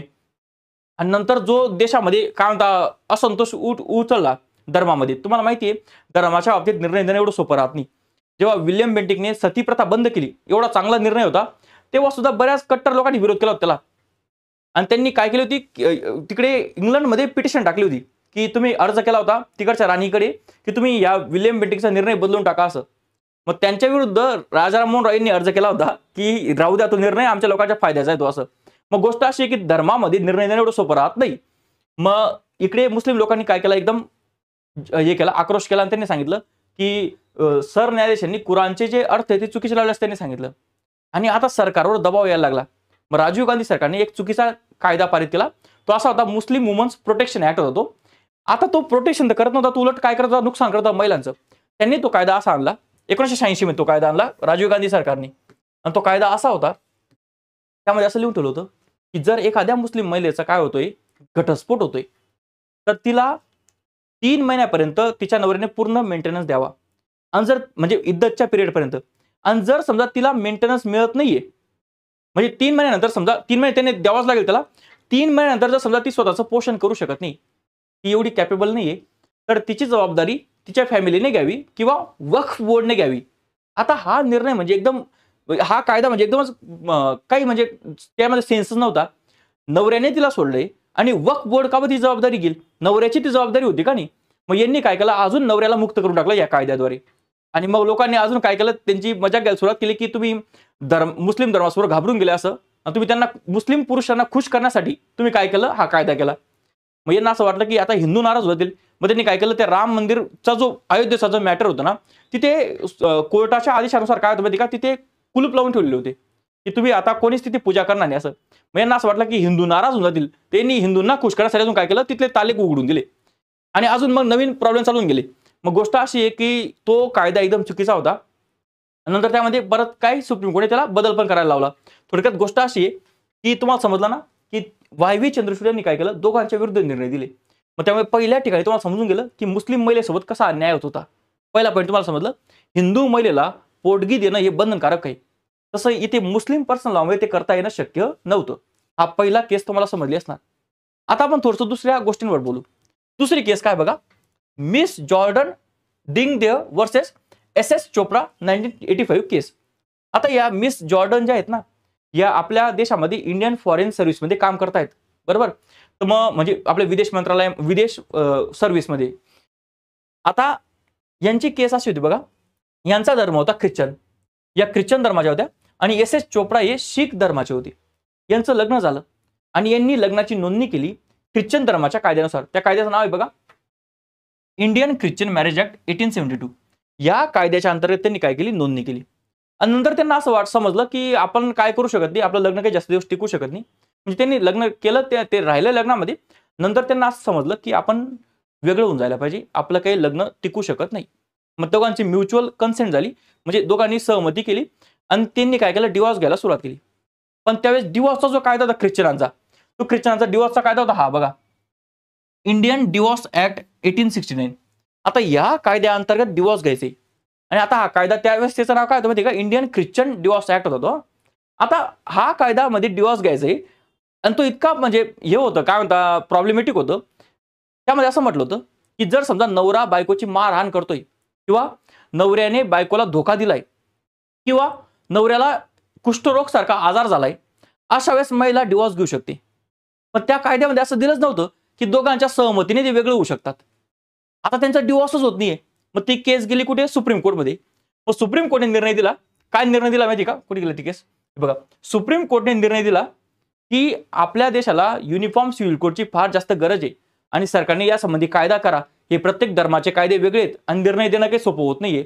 आणि शेवटी त्यांचा डिवॉर्स झालाच नाही त्याच्यानुसार. आणि त्या कायद्यामध्ये काय सांगितलं होतं माहिती का, त्या कायद्यामध्ये सांगितलं होतं की जर त्यांना वेगळं व्हायचंय एकमेकांच्या सहमतीने, तर त्यांना आपण ज्युडिशियल सेपरेशन करू. आता ज्युडिशियल सेपरेशन याचा अर्थ काय माहिती का, हा ज्युडिशियल सेपरेशन हे डिवॉर्सपेक्षा वेगळी गोष्ट आहे. डिवॉर्समध्ये काय असतं, घटस्फोट. म्हणजे कसं माहिती का, समजा एखाद्या पुरुषाचं महिलाशी लग्न झालं आणि त्यांचं जमत नाही, मग त्यांची केस गेली कोर्टामध्ये. तर कोर्ट काय करतं माहिती का, हिंदू धर्मामध्ये काय करतं, हिंदू धर्माच्या बाबतीत कोर्ट काय करतं, त्यांना 1 वर्षाची ज्युडिशियल सेपरेशन देतं. म्हणजे तुम्ही वेगळे राहू शकतात, पण 1 वर्ष तुम्ही काय न्यायालयाच्या द्वारे तुम्ही सेपरेट झालेत. म्हणजे तुमचं लग्न मुडलेलं नाहीये. तुम्ही 1 वर्ष वेगळे राहा आणि 1 वर्षामध्ये तुम्हाला वाटलं की आम्ही वेगळं राहू शकतो, आम्हाला काही गरज नाही लग्नाची, तर तुम्ही काय होणार, डिवॉर्स घेऊ शकतात. पण 1 वर्षामध्ये तुम्ही काय राहणार, ज्युडिशियल सेपरेशन राहणार. म्हणजे तुमचं लग्न राहील पण तुम्ही काय झालेलं ना, वेगळे झाले राहणार. आणि तुम्हाला 1 वर्षात वाटलं की नाही यार, मला माझा नवऱ्याशी सोबत राहायचंय, बायको सोबत राहायचंय, ते भांडण मिटवायचंय, तर तुम्ही परत एकत्र येऊ शकतात. तुम्हाला परत लग्न करायची गरज नाहीये, कारण तुमचं लग्न मुडलेलंच नाहीये. त्याला म्हणतात ज्युडिशियल सेपरेशन. आणि 1 वर्षानंतर तुमचं काय होऊ शकतं, डिवॉर्स होऊ शकतं. ख्रिश्चन धर्माच्या कायद्याच्या मध्ये तसं नव्हतंच. ख्रिश्चन धर्माच्या कायद्यामध्ये असं लिहिलं होतं की तुम्ही ज्युडिशियल सेपरेशन घेऊ शकतात, डिवॉर्स घेऊ शकत नाही, म्युच्युअल कन्सेंटने. आता त्या दोघांची इच्छा आहे की आपल्याला सोबत राहायचं नाही आणि त्यांना डिवॉर्स घेऊ देत नाही. मग तुम्ही म्हणणार चांगलं आहे ना, वेगळं राहा. पण त्याच्याने प्रॉब्लेम काय होता माहिती का, जर तुम्ही वेगळे झालेत आणि तुमचा डिवॉर्स झाला नाही, तर तुम्हाला दुसरीकडे लग्न करता येणार नाही आणि तुम्हाला ते नातं पाळावंच लागेल. कायद्याने. मग हा जो प्रॉब्लेम होता त्यामुळे डिवोर्स होत नव्हता. मग या केसमध्ये सुद्धा सुप्रीम कोर्टाने सांगितलं की या धर्मामध्ये इतके धर्माच्या कायद्यांमध्ये इतके प्रॉब्लेम करून ठेवले, लूप होल आहेत, तर अशा बऱ्याच केसेस आपल्या देशामध्ये सापडतील. आणि त्यामुळे काय केलं त्यांनी सांगितलं सरकारला की तुम्ही काय करा म्हणे, युनिफॉर्म सिव्हिल कोडसाठी काहीतरी कायदा तयार करा म्हणे. पण ते काही झालं नाही. तुम्हाला दिसतं इथे 1985 नंतर तर काही तसं दिसतच नाही. पुढची एक केस गेली, Sarla Mudgal versus Union of India case 1995. आता यामध्ये सरला मुदगल यांच्या बरोबर काही प्रॉब्लेम नव्हता. या कल्याणी फाउंडेशन नावाच्या एका एनजीओच्या अध्यक्षा होत्या आणि त्या महिलांच्या वेलफेअरची ती एनजीओ होती. आता यांच्या एनजीओ मध्ये 4 महिलांच्या असे प्रॉब्लेम आले होते. काय होते माहिती का त्या महिलांचं, त्यांच्या नवऱ्यांनी म्हणजे लग्न केलं होतं त्यांच्याबरोबर आणि त्यांच्या नवऱ्याला असं वाटलं की आता आपण दुसरं लग्न करावं. आणि आता यांचं सर्वांचं लग्न, त्या 4 महिलांचं लग्न हिंदू मॅरेज ऍक्टच्या अनुसार झालं होतं. हिंदू मॅरेज ऍक्टच्या अनुसार झालं होतं ना. मग हिंदू मॅरेज ऍक्ट काय सांगतो? हिंदू मॅरेज ऍक्ट पॉलिगॅमीला मनाई करतो. पॉलिगॅमी म्हणजे काय? एका वेळेसच एकापेक्षा जास्त बायकांशी लग्न करणं, त्याला आपण बहुपत्नीकत्व म्हणतो. हिंदू मॅरेज ऍक्टनुसार एक हिंदू पुरुष त्याची बायको जिवंत असताना दुसऱ्या मुलीशी किंवा दुसऱ्या महिलेशी लग्न करू शकत नाही. मग आता याच्याने काय झालं, या लोकांना ह्या 4 महिलांच्या नवऱ्याला लग्न करायचं दुसरं, त्यांनी काय केलं, मुस्लिम धर्म स्वीकारून घेतला. आता मुस्लिम धर्मामध्ये शरीयत तो पर्सनल लॉ चालतो आणि त्यामध्ये 4 महिलांसोबत तुम्ही एकाच वेळेस लग्न करू शकता, महिलांशी तुम्ही एक मॅक्सिमम लग्न करू शकता असं त्यांनी सांगितलेलं आहे. आता यांनी काय केलं, मुस्लिम धर्म स्वीकारून घेतला लग्नासाठी आणि दुसऱ्या महिलांशी लग्न करून घेतलं आणि मग या महिलांना सोडून दिलं. आता ती केस गेली सुप्रीम कोर्टमध्ये. सुप्रीम कोर्टने असं सांगितलं की तुम्ही मुस्लिम धर्म स्वीकारला, पण तुमचं लग्न झालं होतं पहिलं लग्न हिंदू मॅरेज ऍक्टनुसार. आणि हिंदू मॅरेज ऍक्टमध्ये असं कुठे सांगितलं नाहीये की जर तुम्ही धर्म बदलवला तर तुमचं पहिलं लग्न कॅन्सल होऊन जाईल. त्यामुळे तुमचं पहिलं लग्न अजून सुद्धा कायदेशीर आहे. पण तुमचं लग्न हिंदू मॅरेज ऍक्टनुसार झालं होतं ना, त्यामुळे तुम्हाला त्या कायद्याला पाळावं लागेल आणि तुम्ही दुसरं लग्न करू शकत नाही. त्यामुळे तुमचं दुसरं लग्न काय होऊन गेलंय, इनव्हॅलिड ठरून गेलेलं आहे. मग त्यांनी दुसरं लग्न कॅन्सल करायला लावलं आणि त्यांना जे पहिल्या बायकांसोबतच राहायला सांगितलं. मग अशी तिसरी केस गेली. या केसमध्ये सुद्धा सुप्रीम कोर्टने सांगितलं की हे लोक धर्माचा उपयोग स्वतःच्या फायद्यासाठी करून घेत आहे का स्वतःच्या इच्छेसाठी करून घेत आहे. त्यामुळे देशामध्ये असं व्हायलाच नको की एका धर्मासाठी वेगळा कायदा, दुसऱ्या धर्मासाठी वेगळा कायदा. आणि हा पॉलिगॅमीचा प्रश्न तर एकदम जास्ती आहे. म्हणजे आपल्या देशामध्ये बघा, युनिफॉर्म सिव्हिल कोड यावा यासाठी भरपूर लोकांची इच्छा आहे. माझी पण वैयक्तिक इच्छा आहे की युनिफॉर्म सिव्हिल कोड यावा. माझा मुद्दा वेगळा आहे. माझा मुद्दा काय आहे की कोणत्या महिलेसोबत अन्याय व्हायला नको, ती कोणत्याही धर्मात असेल ना. बाकी लोकांचा मुद्दा काय तुम्हाला सांगतो मी. त्यांचा मुद्दा असा आहे की मी हिंदू धर्माच्या आलो आणि मी एकच बाईबरोबर राहू शकतो आणि मुसलमान 4 लग्न करू शकतात. वास्तविक तुम्ही कधी हे बघितलं ना, देशातला जनगणनेचा अहवाल किंवा इतर तुम्ही स्टॅटिस्टिक्स बघितले तर हिंदू धर्माच्या लोकांची जास्त पॉलिगॅमी आहे, जास्त बहुपत्नीकत्व आहे मुस्लिम धर्मापेक्षा. पण ते लिगली नाही आहेत. इथे लिगलीच सँक्शन देऊन ठेवलंय. तर मग त्यांचा प्रॉब्लेम हा असतो की मला एकाबरोबर लग्न करता येतं, यांना 4 आहेत. मग असा त्याच्या डोक्यात एक आहे, म्हणजे तो मुस्लिम महिलेचा अधिकार सोडून एका हिंदू पुरुषाचं नुकसान असं त्यांना दिसतं. तो एक कारण आहे. दुसरं बरेच लोकांचा असा मिसकन्सेप्शन आहे की जर युनिफॉर्म सिव्हिल कोड आला तर रिझर्वेशन बंद होऊन जाईल. वास्तविक रिझर्वेशनचा त्याचा काही संबंध नाही. पण असे मिसकन्सेप्शनमुळे लोक फार आग्रह करतात युनिफॉर्म सिव्हिल कोडला. मग तो एक मुद्दा दिसतोय की लोक काय करताय, या पर्सनल लॉचा फायदा स्वतःच्या इच्छेसाठी करून घेत आहे. सुप्रीम कोर्टने सांगितलं की हे कायदे बंद करा आणि एकच युनिफॉर्म सिव्हिल कोड आणण्याचा प्रयत्न करा, म्हणजे असे प्रॉब्लेम उद्भवणार नाही. आणि एक साधी गोष्ट तुम्ही विचार करा, जर इकडे एका हिंदू महिलेला वाटतंय की तिच्या नवऱ्याने तिला धोका दिलाय दुसऱ्याशी लग्न करून, तर एका मुस्लिम महिलेला कावर वाटू नये असं की माझ्या नवऱ्याने मला धोका दिलाय असं. पण त्यांच्या ठिकाणी तो कायदाच तसा आहे. मग त्यासाठी युनिफॉर्म सिव्हिल कोड यायला पाहिजे असं सुप्रीम कोर्टने सांगितलं. मग या 3 केसेसमध्ये सुप्रीम कोर्टने सांगितलंय की युनिफॉर्म सिव्हिल कोड आला पाहिजे. आणि आयोग यावर प्रश्न विचारू शकतो. आयोग तुम्हाला काय करेल माहिती का, असा प्रश्न विचारेल, खालीलपैकी कोणत्या केसेसमध्ये सुप्रीम कोर्टने सांगितलंय की देशामध्ये युनिफॉर्म सिव्हिल कोड यावा. आणि 4 ऑप्शन दिल, त्यातले 3 केस हे राहतील आणि 4था ऑप्शन काहीतरी वेगळंच राहील की मनेका गांधी खटला किंवा दुसरा कोणता खटला. तुम्हाला समजलं पाहिजे या 3 खटल्यामध्ये त्यांनी तसं सांगितलेलं आहे. आता हा एक 4था खटला आहे ना, हा पाकिस्तान मधला खटला आहे. आता हा मुद्दा इथे सांगणं का महत्वाचं आहे तुम्हाला सांगतो मी. बऱ्याच लोकांना असं वाटतं की संपूर्ण देशासाठी एक कायदा येऊ शकत नाही. एकदम टोटली मिसकन्सेप्ट आहे. गोष्ट अशी आहे की बघा तुम्हाला सांगतो मी, जर समजा घटना आपण देशासाठी एकच लिहू शकतो, तो पण एक कायदाच आहे. जर देशामध्ये फौजदारी कायदे एकच आहे तर मग सिव्हिल कायदे काय येऊ शकत नाही, हा प्रश्न आहे. बघा मुस्लिम धर्मामध्ये शरीयत हा जो हे समजा त्या शरीयतनुसार शरीयतचे 2 भाग आहेत. मग ते एका भागानुसार सिव्हिल कायदे चालतात आणि दुसऱ्या भागानुसार क्रिमिनल कायदे चालतात. आता आपल्या देशाची परिस्थिती अशी आहे की आपल्या देशामध्ये मुस्लिम लोकांना शरियत मधला क्रिमिनल लॉ लागू होत नाही. आपला इंडियन पिनल कोड लागू होतो, ज्याला आता यांनी भारतीय न्याय संहिता करून टाकले बीजेपी सरकारने, आणि आज तो भारतीय न्याय संहिता आपल्या देशामध्ये. म्हणजे क्रिमिनल लॉ शरियत मधला लागत नाही, मात्र सिव्हिल कायदा तिथे लागू होतो. आणि हा कायदा एकदमच भयंकर आहे. म्हणजे तुम्हाला माहिती का, जे कट्टर मुस्लिम देश आहेत त्यांनी सुद्धा हा शरियतचा क्रिमिनल कायदा लागू केलेला नाहीये. सौदी अरेबिया, तुर्की यासारख्या देशामध्ये तो कायदा आहे, पण त्यामध्ये सुद्धा बरेच बदल करून टाकलेले आहेत. आणि आता सौदी अरेबिया तर युनिफॉर्म सिव्हिल कोड घ्यायला घेऊन आलेला आहे. म्हणजे गोष्ट अशी आहे की अजून पण नाही तिथं, पण तरी पण हा एवढा तिथे अवघड जाचक कायदा तिथे नाहीये. पाकिस्तान फक्त असा देश होता ना त्याने शरियतचा क्रिमिनल कायदा आणून टाकला होता. आता पाकिस्तानमधले जे मुसलमान होते ते हिंदुस्थानमधले मुसलमान होते का नाही. आता गोष्ट अशी तुम्हाला सांगतो मी, 1939ला हा कायदा आला, 36ला आणि 39ला.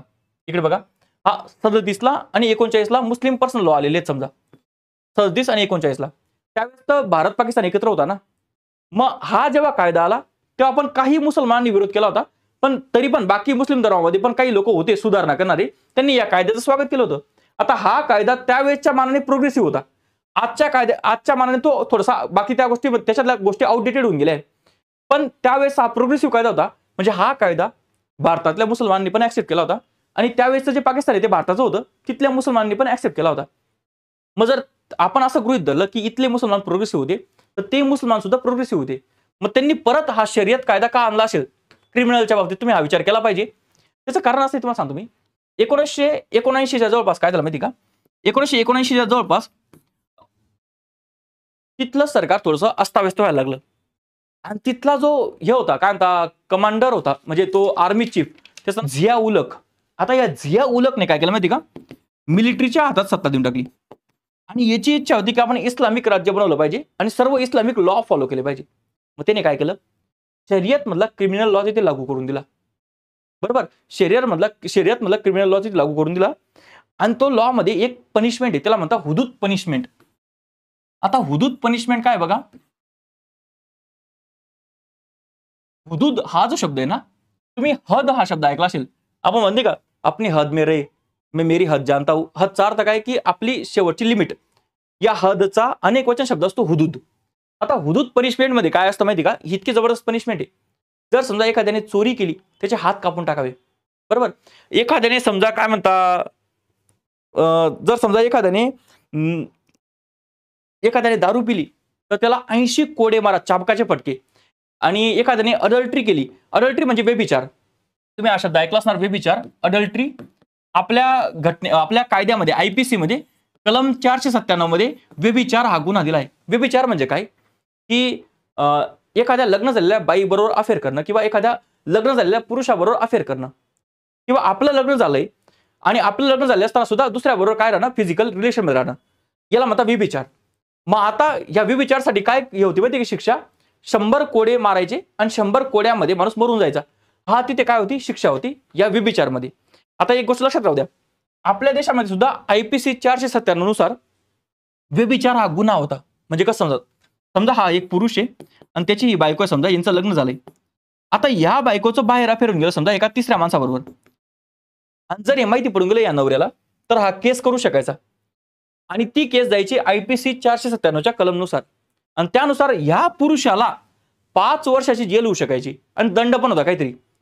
तर 5 वर्षापर्यंतची शिक्षा या पुरुषाला व्हायची आणि या महिलेला शिक्षा व्हायची नाही. मग असं बरेच वर्ष झालं आपल्या देशामध्ये. मग 2018 मध्ये सुप्रीम कोर्टने एक निर्णय दिला, Joseph Shine versus Union of India, ही ती केस होती. त्यामध्ये 2018ला सुप्रीम कोर्टने निर्णय दिला की कलम 497 रद्द करून टाकावी आणि व्यभिचार हा गुन्हा राहू देऊ नये. मग तुम्ही म्हणणार की व्यभिचार तर वाईट गोष्ट आहे, मग गुन्हा का बरं कॅन्सल केला? त्याचं कारण असं आहे, या पुरुषानेच का बरं गुन्हा केलाय आणि या महिलेने का बरं गुन्हा केलेला नाही, आणि शिक्षा फक्त पुरुषालाच व्हायची, महिलेला गुन्हा व्हायची नाही, महिलेला शिक्षा व्हायची नाही. मग हा कायदा बेसिकली काय करत होता माहिती का, जेंडर इक्वॅलिटीच्या विरुद्ध होता. दुसरी गोष्ट, या कायद्यामध्ये या कलममध्ये काय अर्थ होता माहिती का, कायदा नाही म्हणतात, कायदा होत आहे तो, कलम गेली फक्त. या कलममध्ये काय गृहीत धरलंय माहिती का, की या पुरुषाने या महिलेला फसवलंय. मग यामध्ये महिलेच्या चॉईसला काही अर्थ उरला नाही. समजा या महिलेला हा नवरा आवडत नसेल, किंवा यांचं लग्न घरच्यांचं जबरदस्तीने झालं असेल, किंवा दुसरा काही पर्सनल प्रॉब्लेम असेल, आणि या महिलेने तिच्या इच्छेने याच्याशी अफेअर केलं असेल, मग अशा वेळेस महिलेला फसवलंय, हा या माणसावरचा गुन्हा चुकीचा आहे. बरोबर आहे का? आणि त्यामुळे सुप्रीम कोर्टने सांगितलं की हा जो कलम आहे हा पितृसत्ताक पद्धत दाखवतो. कोणती पद्धत पितृसत्ताक? म्हणजे कसं, या महिलेचं समजा वय 30 वर्ष आहे, तिला 2 मुलं आहेत आणि पितृसत्ताक पद्धती म्हणजे कसं दाखवतो विचारसरणी की या महिलेला काही अक्कल नाही, याने याला फसवून टाकलं. असं नाही, तिची इच्छेने त्याने केलं असेल. हां, आता हे चुकीचं आहे का? बरोबर, तो वेगळा विषय. या पुरुषासाठी ते चुकीचं झालंय, बरोबर आहे का नाही? पण या माणसाने तिला फसवलं नाही. त्याच्यामुळे व्यभिचार हा पॉइंट घटनेतून कलममधून 497 काढून टाकली आणि आता ती शिक्षा उरलेली नाहीये. पण हा पुरुष कोर्टामध्ये जाऊन केस फाईल करू शकतो की या माझ्या बायकोने मला धोका दिलाय आणि मला डिवॉर्स घ्यायचा आहे. आणि व्यभिचार हे डिवॉर्स घ्यायसाठी एक राहू शकतं, मुद्दा राहू शकतो, ग्राउंड राहू शकतं आणि ते कोर्ट ऍक्सेप्ट करेल. म्हणजे याच्याबरोबर न्याय करायचा प्रयत्न केला गेला आणि याच्याबरोबर न्याय होऊन गेला, बरोबर आहे का नाही? मग त्यामुळे ही 497 व्यभिचार कलम काढून टाकलेली आहे. आता व्यभिचार कलम जी शरिया कायद्यामध्ये होती, म्हणजे त्याच्या क्रिमिनल पॉइंटमध्ये ती फारच जास्त अवघड होती. यामध्ये कसं माहिती का, पोस्ट मॅरेज संबंधीचे मॅटर आहे. एखाद्या मुलासोबत अफेअर आहे तर ते व्यभिचार होत नाही. पण शरिया कायद्यामध्ये काय होतं, प्री मॅरेज सुद्धा अफेअर आणि पोस्ट मॅरेज सुद्धा अफेअर हे व्यभिचारमध्ये धरलं जायचं आणि शिक्षा काय होती, 100 कोडे अशी शिक्षा होती. हा, आता हा जो होता आपला, याचं नाव काय, झिया उलक, याने हा कायदा लागू करून दिला आणि याच्याने प्रॉब्लेम काय गेला माहिती का, एखाद्या महिलेवर रेप होतोय आणि हा कायदा काय सांगायचा माहिती का, एखाद्या महिलेवर रेप होतोय तर तिने सिद्ध करताना काय केलं पाहिजे माहिती का, 4 पुरुषांची ग्वाही आणली पाहिजे की जेव्हा हा व्यक्ती माझा रेप करत होता त्यावेळेस या 4 लोकांनी बघितलेलं आहे. आता ही किती म्हणजे चुकीची गोष्ट आहे. एखाद्या महिलेचा रेप होते, ती 4 लोकांना शोधायला कुठे जाईल, 4 पुरुषांना, की बघा भाऊ लक्ष ठेवा मी केस करणार आहे. ते शक्य आहे का? पण त्या कायद्यामध्ये तसं लिहिलेलं होतं आणि या पाकिस्तानमध्ये तो कायदा येऊन गेला. एक बरं आहे, आपल्या भारतातले मुसलमान तेवढे तरी हुशार आहेत की त्यांनी आणला नाही तो आणि ते चुकीचं होतं महिलांसाठी, त्यांनी तो आणून टाकला कायदा. आता याच्यामध्ये बऱ्याच महिलांवर रेप व्हायचे आणि त्यांनाच शिक्षा होऊन जायची व्यभिचारची, त्यांची चुकी नसताना. आणि अशी एक फेमस केस गेली, त्या केसचं नाव होतं सफिया बीबी केस. हा 1983 ला ही केस गेली. काय होतं माहिती का, या ज्या सफिया बीबी आहेत ना, या महिला अंध महिला होत्या आणि त्या एका व्यक्तीच्या घरी म्हणजे असं मोलकरीण वगैरेचा जॉब करायच्या आणि त्यांच्या मालकने आणि त्याच्या मुलाने काय केलं, यांच्यावर रेप केला.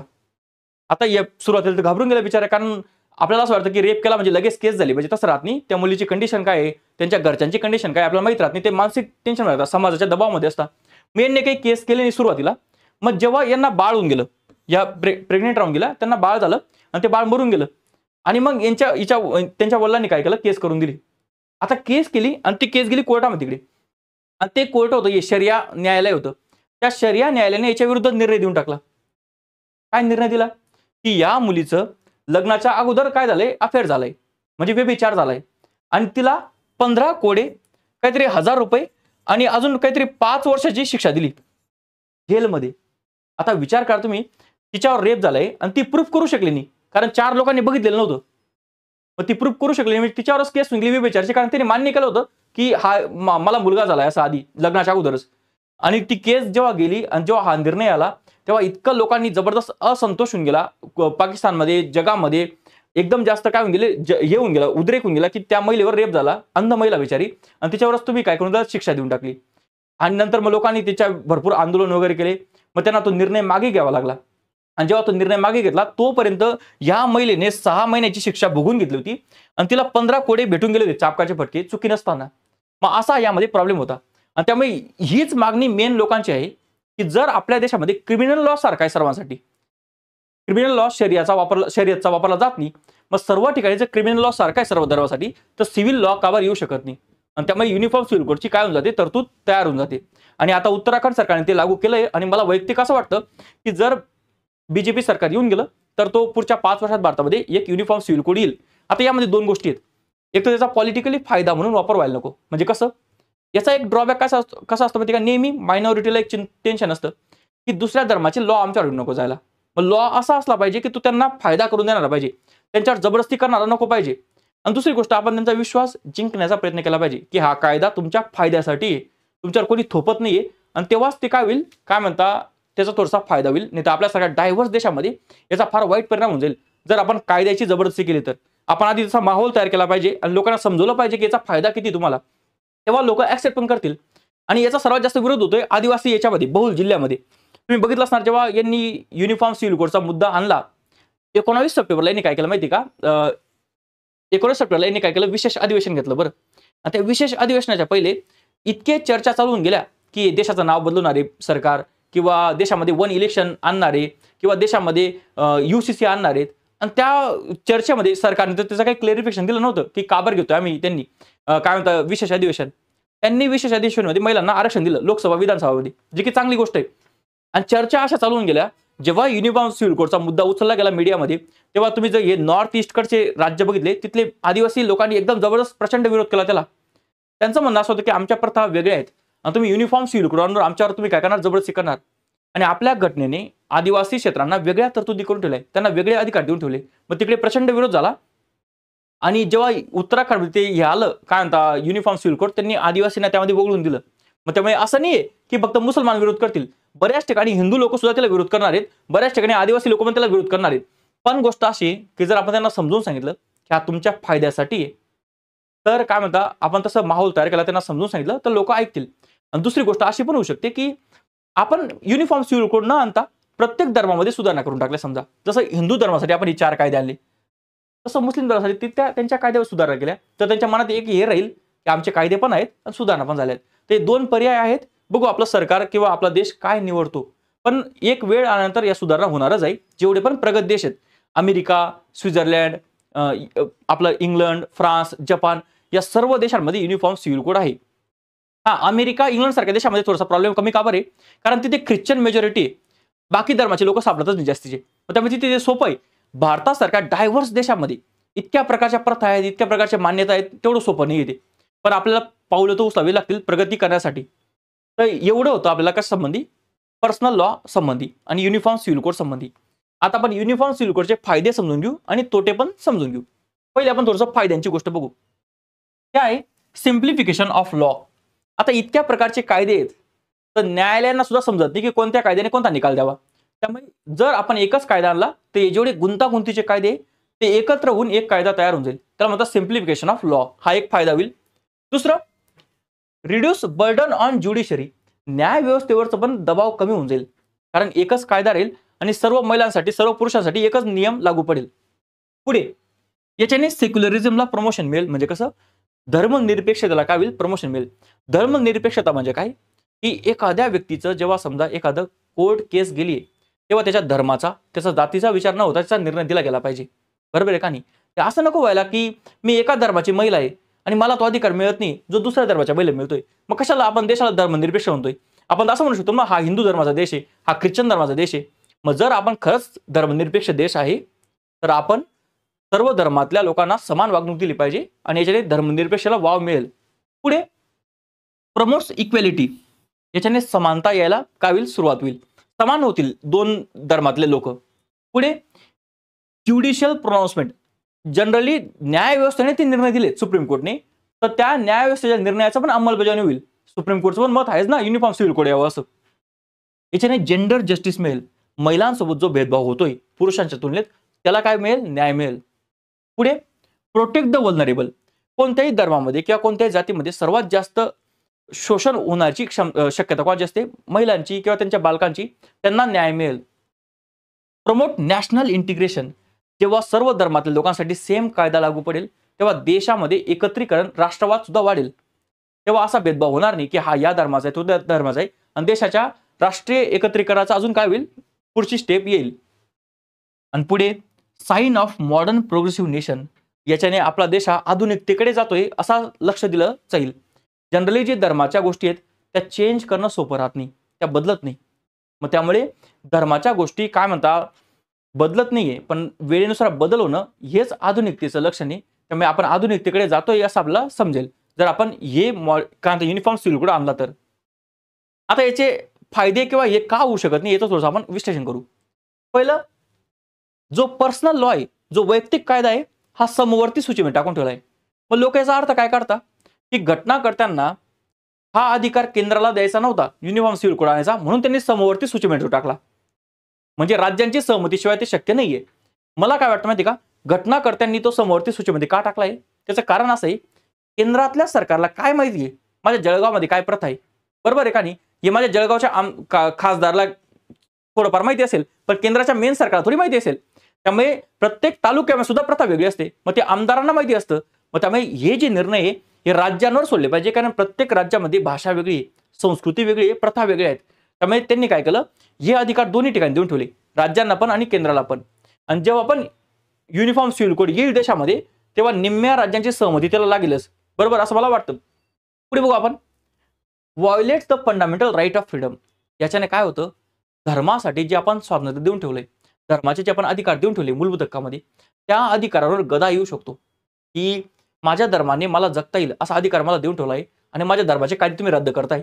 त्यामुळे धार्मिक कायद्यांना काय होतंय, तिथे धार्मिक कायदे मला वापरता येत नाही असा त्याचा अर्थ घेतला जाऊ शकतो आणि ते मूलभूत हक्कांवर गदा आणू शकतं.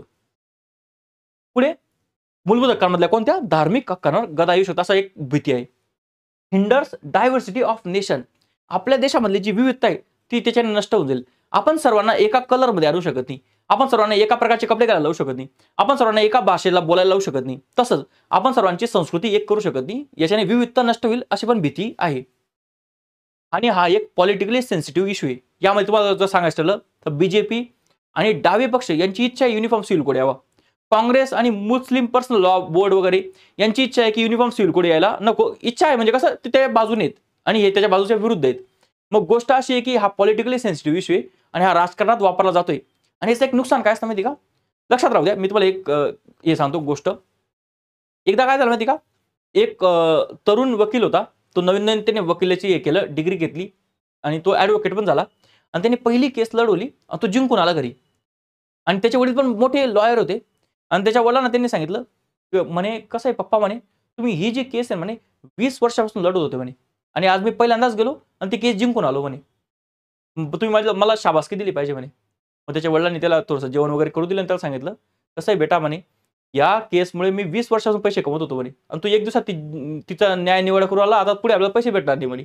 मग हे जे पॉलिटिकली सेन्सिटिव्ह इश्यू असतं ना, हे जे पॉलिटिकल पार्टी असतं ना, याचा वापर करत असतात. म्हणजे युनिफॉर्म सिव्हिल कोड आणायचं तर नाही, फक्त बोलायचं, त्याच्याने मतदान घ्यायचं.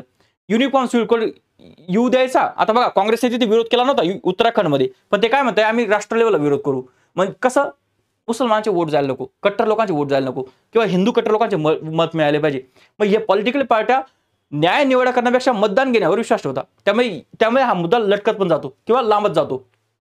पुढे बघू आपण, इश्यू विथ ड्राफ्टिंग ऑफ युसीसी. आता युनिफॉर्म सिव्हिल कोड ड्राफ्ट करणं हा सर्वात अवघड मुद्दा आहे, कारण त्यासंबंधी कोणते धोरण घटनेमध्ये देऊन ठेवलेले नाही किंवा कोणते निर्देश घटनेने दिलेले नाहीत आणि त्यासंबंधी आम सहमती बनत नाही की आपण युनिफॉर्म सिव्हिल कोड आणू कोणत्या मार्गाने, किंवा त्याची एक नेमकी रूपरेषा ठरत नाही आणि ते सर्वात अवघड काम आहे. आणि त्यासाठी जे लॉ कमिशन आता बसलं होतं, त्यांनी काय केलं, त्यांनी काय म्हणतात त्याचे लॉ कमिशन आहे त्यासंबंधी लोकांचे सुझाव पण मागितलेले होते. आता बघू इलेक्शन नंतर काय होतं ते. आणि याच्याने एक काय म्हणता धोका हा पण निर्माण होतो, टूल ऑफ मेजॉरिटेरियनिझम. थोडं वाचताना चुकलं, म्हणजे काय की जे काय म्हणतात बहुसंख्यक लोकांचं शासन त्यावर येऊ शकतं असं ते हत्यार आहे. म्हणजे कसं, असं नको होऊन जायला की आपण मुस्लिम धर्मातल्या काय म्हणतात सुधारणा करायचं बोलतोय आणि हिंदू धर्माचे जे प्रथा आहेत त्यांच्यावर लादतोय, असा कायदा नको यायला. आणि ही भीती नेहमी राहते भरपूर काय होतं देशांमध्ये. तर त्यामुळे भरपूर देशामध्ये असं झालंय की एखाद्या, जसं अफगाणिस्तानमध्ये काय झालं, तालिबान यायच्या अगोदर तिथे भरपूर काय होता हे होत्या, मॉडर्न झालेला होता देश. तालिबान आल्यामुळे त्यांनी काय केलं, मुस्लिम लॉ त्यावर लादण्याचा प्रयत्न केला आणि तिथल्या बऱ्याच दुसऱ्या धर्माच्या लोकांना, जे मायनॉरिटी होते, त्यांना पलायन करावं लागलं. असं आपल्या देशामध्ये व्हायला नको की जे बहुसंख्यक लोक आहेत त्यांनी त्यांच्या प्रथा कायद्याच्या माध्यमातून दुसऱ्याला लादून दिल्या, असं व्हायला नको. आणि ही भीती नेहमी राहते, त्यामुळे सुद्धा युसीसीला विरोध होतोय. पण या दोघी गोष्टींचा तुम्ही तोलमापाने विचार केला तर तुम्हाला एक गोष्ट समजते, जर आपल्याला प्रगती करायची आणि आपल्याला भविष्याकडे जायचंय. आता समजा एखादा मुस्लिम व्यक्ती भारतातला किंवा एखादा ख्रिश्चन व्यक्ती भारतातला, जेव्हा तो अमेरिकेत जातो त्याला युनिफॉर्म सिव्हिल कोडच लागू होतो. पण जर त्याला ऑप्शन दिला, तो जाणार नाही का, जाईल तो. मग आपला देश पण त्या दिशेने गेला पाहिजे. त्यामुळे युनिफॉर्म सिव्हिल कोड आणला जाऊ शकतो, पण त्यामध्ये राजकीय आकांक्षा अशी असली पाहिजे की आपल्याला सुधारणा करायची, असं नाही की मला मतं घ्यायची आहेत किंवा मला धार्मिक भावना उफळायच्या आहेत, अशी त्यामध्ये हेतू नको असला पाहिजे. त्यासाठी आधी ग्राउंड तयार केलं गेलं पाहिजे आणि मग ते आणलं पाहिजे. आणि दुसरं एक असं होऊ शकतो की नुसतं युसीसी नाव आणण्यापेक्षा आपण काय करू शकतो, प्रत्येक धर्माच्या कायद्यांमध्ये सुधारणा करू शकतो. हे दोन्ही ऑप्शन आपल्याकडे आहेत. बघू आता ते आपल्यावर आहे की आपण कोणत्या प्रकारचे लोक निवडून देतोय, ते किती विचार करतायत. तुम्हाला मी सांगितलं, हिंदू कोड बिल स्वतः बाबासाहेब आंबेडकर यांनी ड्राफ्ट केलं होतं. आज आपल्या देशामध्ये असा कोणता नेताच नाही की जो एवढा कायदा लिहू शकतो किंवा ड्राफ्ट करू शकतो नुसता. एवढे कोणी हुशार उरलं नाही, कारण ते आपली चुकी आहे. आपण कोणाला निवडून देतोय ते आपल्या हातात आहे की देश कोणत्या दिशेला जाईल. त्यामुळे आता मतदान चालू आहे, तर मतदान थोड्याशा व्यवस्थित विचार करून करा तुम्ही. हे होतं UCC बद्दल. याच्यावरती आयोग काही विचारू शकत नाही. मग आता आपला पहिला पॉईंट संपला आजच्या व्हिडिओचा, तो म्हणजे युनिफॉर्म सिव्हिल कोड. आता पुढच्या व्हिडिओमध्ये मी तुम्हाला मूलभूत कर्तव्य हा अजून सोपा टॉपिक शिकवणार आहे. भेटूया पुढच्या व्हिडिओमध्ये. धन्यवाद.